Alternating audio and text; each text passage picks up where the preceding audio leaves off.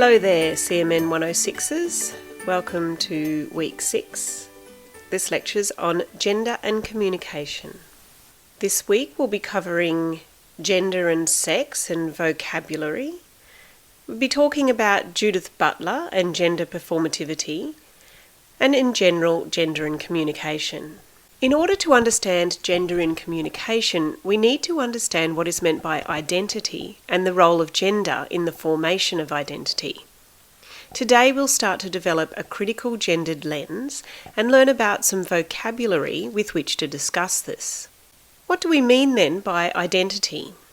Identity refers to how people see themselves as both individuals and members of a group, and the multiple and overlapping identities one has through groups such as gender, sex, race, class, sexuality, nationality, and so on, but then also the personal roles like friend, parent, student, and those sorts of things. Identity has overlapping and often contradicting roles. Identity is not fixed, but this doesn't mean that people change identities on a whim. Many cultural assumptions are embedded rather than being natural. To say that we can only focus on gender in communication serves to reinforce stereotypes. So to understand gender in communication, we need to look through an intersectionality lens. That is, gender identity cannot be separated from someone's racial identity, sex, class, and so on.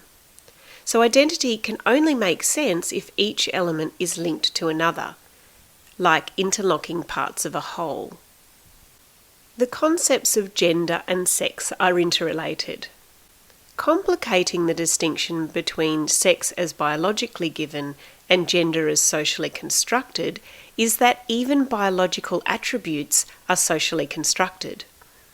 According to theorist Judith Butler, the only way one can understand anything, even biology, is through languages and through cultural experience. So this understanding of sex is understood through words that people use and talk about in relation to bodies. So the argument that people's biological sex is influenced by communication is not to deny the existence of a material body, but to consider that our understanding of it is always contextually interpreted. What is gender? It's the behaviours and appearances society dictates how a body of a particular sex should perform, and this structures people's understanding of themselves and each other. Communication is the process by which this happens. Whether expressed through a person's communication or in how others interpret and talk about the person, gender is always lurking in interactions. Gender is present in an individual's gender performance and in other messages that create, sustain, or challenge gender expectations. Gender scholars contend that English is a language made by men, for men, with the sole purpose of representing and perpetuating their point of view. The way we see the world is therefore shaped by patriarchal traditions, and this is evident in most areas of arts, culture, and society. It's no surprise, then, to see that women are marked as deviant and deficient, or worse, made invisible. In Women and Power, Mary Beard discusses countless examples of attempts to write women entirely out of public discourse. The words we use play a role in this because language has the power to perpetuate gender determinism, and in doing so, to marginalise women. But our words can also be used in inclusive ways to promote equality and social justice. So it can't be fair that there are more derogatory terms for girls and women than for boys and men. For example, whore, hussy, spinster, hag, so on.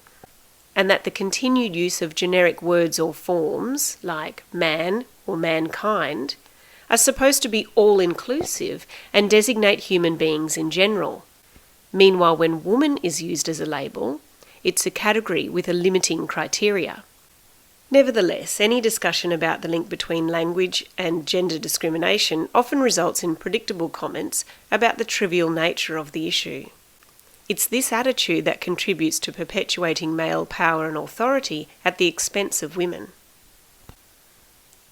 We can develop our analysis further through the application of binary oppositions. The concept of opposition or duality is fundamental in the organisation of language, as it is in Western philosophical thinking as a whole, where each word or concept is defined by its opposite and only makes sense if we understand the opposite as well. Yes, for example, is understood in relation to no, right in relation to left or wrong, up to down, light to dark, good to bad, masculine to feminine, and so on. We often make sense of the world through oppositions, so we as humans create these categories. Binary is derived from the Greek word bio, meaning two. It's about splitting or pairing things into twos, positive and negative, yes and no, and so on. It's the basic numeral system we use in computers. All computer decisions are based on asking and answering yes-no questions. Whichever answer is chosen will lead automatically to the next stage of computation. This system of duality has been challenged by those who argue that it creates separation and does not adequately represent reality. While, for instance, male-female is one of the central binaries that we use today, and also in our lecture materials, the fact is that biologically this opposition may not adequately describe reality, and biologically the categories of male and female are more fluid than Western culture has traditionally recognised. The lines of difference are not so clear-cut, and we see this fluidity with non-binary, intersex and transgender people. Note that binary oppositions such as male and female, right and wrong, are hierarchical. One term is often privileged over the other, and the devalued or negative term tends to be defined in relation to the dominant category. The male-female opposition has been objected to because male is taken as the primary category against which female is defined. As Turner writes, assuming male and females are opposites means that automatically women are what men are not. If the male is strong, then the female must be weak, and on it goes.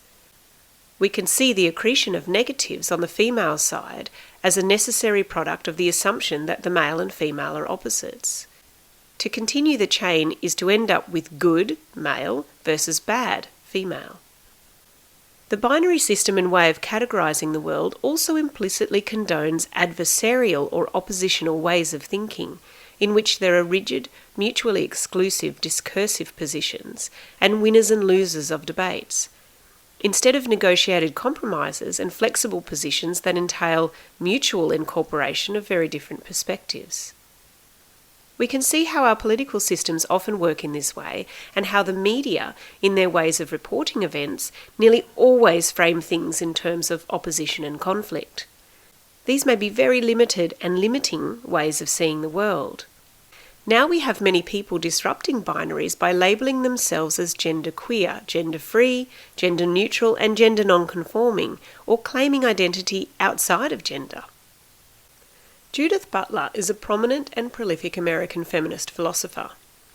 By the early 1990s, she was already being described as an academic superstar. According to Margaret Sonser-Breen, Butler's work has affected and effectively shaped many different fields of inquiry, including gender and sexuality studies, feminist and queer theory, and cultural studies. Both within and outside the academy, her work has had a profound influence on people's understanding of gender and sexuality, corporeal politics, and political action. Butler argues that sex is as socially constructed as gender. Many people don't know how to talk to or about a person without first categorizing that person into binary categories, female or male. There are many sex and gender stereotypes, and people often feel uncomfortable about uncertainty as we're acculturated from birth. The reading this week from De Francisco talks about the gendering of children with particular colours, pink or blue, associated with sex from the time of birth or even pre-birth. Think of gender reveal parties. This is not natural, and it's also not new. Butler completely rejects the stability of the category of women, as well as the whole basis for modernist feminism, when she states, "The very subject of women is no longer understood in stable and abiding terms." However, in doing so, she leaves open the possibility of a less stable but more useful understanding of how gender power really works. This can be an unsettling method of approaching the issue for some people, especially in a culture predicated upon sameness of all women as opposed to difference from all men, or even the fraught issue of difference within sameness, or the differences of race, class, religion, and global location, which separate, divide, and differentiate the unstable category of women. However, it's important to note that Butler is seeking to explore gender and how gender regulation works once it's recognised as a historical and social construct that is ironically both overly rigid and unstable. The authors of the reading this week want us to use a critical lens to look at gender as something you do, not something that you are. So, most gender and sex differences are socially constructed rather than biological. But this doesn't mean that no differences exist or that perceived differences don't matter. A range of differences exists and needs to be interrogated. There are not just two sexes or genders, and to limit one's understanding of diverse human communication to only two choices, feminine or masculine, reinforces stereotypes. Still, that's often how people think about gender in communication, as a description of the differences between how women and men communicate. So the authors of this week's reading tell us that rather than gendered differences in language being real, that there are perceptions of gendered differences and that these are individual and cultural. Gender, race, class, agility, age, sexuality and ethnicity are relevant to anyone who wants to understand their own identity. We all grow up and are positioned as gendered and ethnic subjects. Who we are is affected by this social positioning, and the health of society depends on how well we relate to each other from these positions. We invite this analysis of gender and ethnic issues in the media, which can lead to a fascinating exploration and wider understanding of society, other people, and ourselves. Ethnicity and cultural identity are important in the way social groups define themselves and each other, and are crucial in many of today's social and political conflicts within and between different countries. Gender is significant in two ways. First, gender involves issues of social power and equality. It's not simply a question of the social oppression of women by men, but a more complex situation in which men and women are constructed and oppressed by the patriarchal, competitive, and heterosexist values of society. The media and their representations of gender play a key role in this. Second, gender relates to sexuality, one of the key human drives. While in some ways sexuality is repressed in Western culture, it's often at the centre of media representations. Sex sells, and the popular media return to issues of sexuality time and time again, making it an important area to examine. Issues of social power and sexuality are often linked in complex ways, and we expect that all readers will be able to relate to these through their own experiences. These issues are also relevant in understanding the family, a major institution of society, and one that's undergoing significant change. So we look at many examples of media representations of the family, which again will connect with readers' own experiences. So all of these intersections of identity, such as class, race, and gender, frequently restrict or create opportunities for individuals and groups to flourish and to attain coveted positions in society.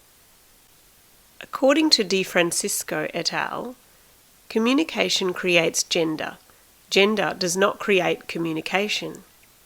So that means individual gender identities and cultural assumptions about gender change over time, and gender doesn't exist on an individual level.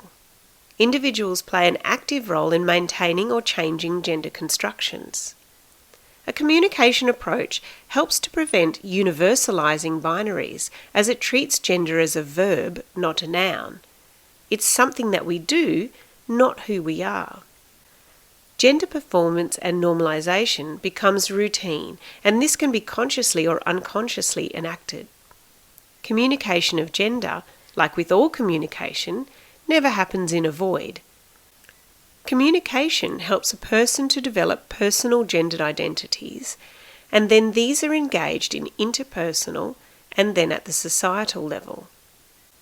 Social institutions contribute to the construction of gender and sex by imposing gendered expectations and norms. So to look at gender and communication, we must look at all three levels: individual, interpersonal, and societal.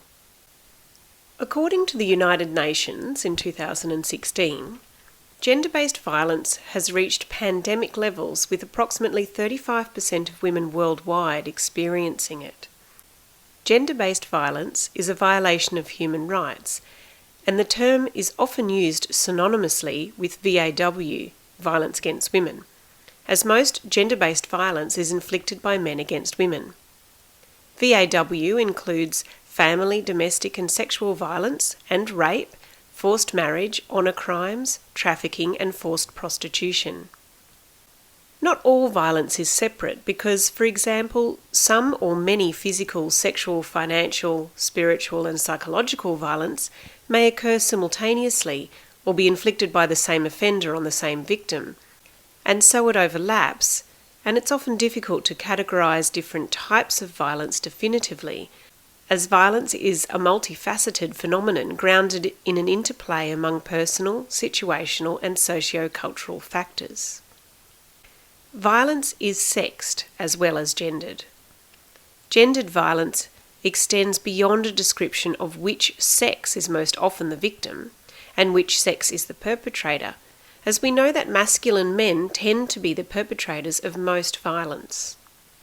The reading this week from DeFrancisco tells us that those targeted for violence tend to be gendered as feminine, or at least not masculine.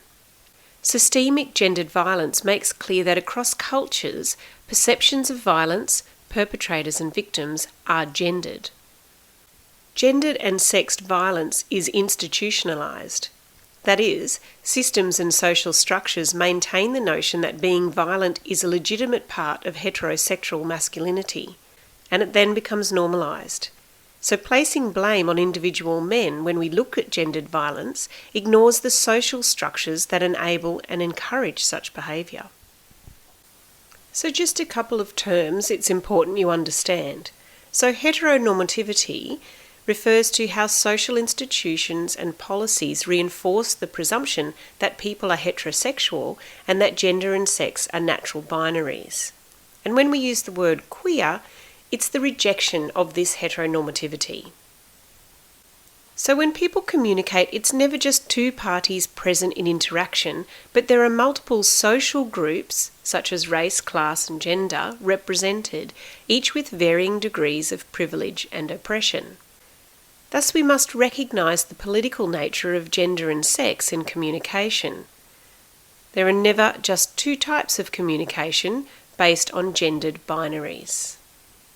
We come back to this idea of the intersectional lens, and we need an intersectional lens, as gender does not exist in isolation from other ingredients, nor does it exist in isolation from social pressures and structures that maintain it. Communication can act as a hindrance or a help to reform. Communication can be oppressive, it can be powerful.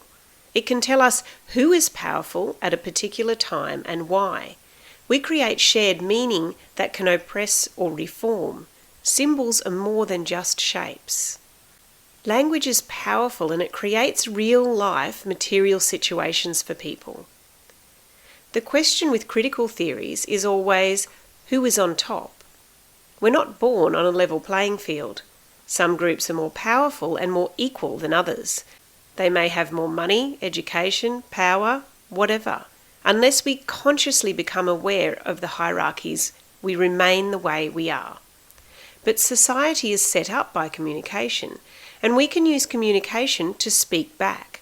The first step is to break down inequalities by making them visible. One theory we can do this with is called standpoint theory.